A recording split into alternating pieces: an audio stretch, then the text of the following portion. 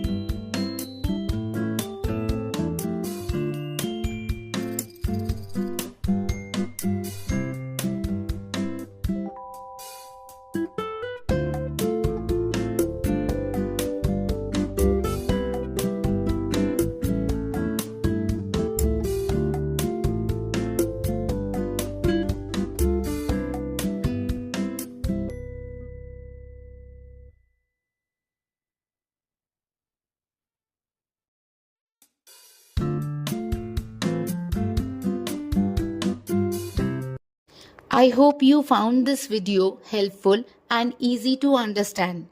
For all subjects, I am uploading previous year question papers in a structured way, one video per subject 1 year at a time, so that your preparation stays clear and focused. New PYQ videos are uploaded twice a week, so make sure you stay connected with the channel. If you want the solved PYQs in PDF format, you can find the link in the description.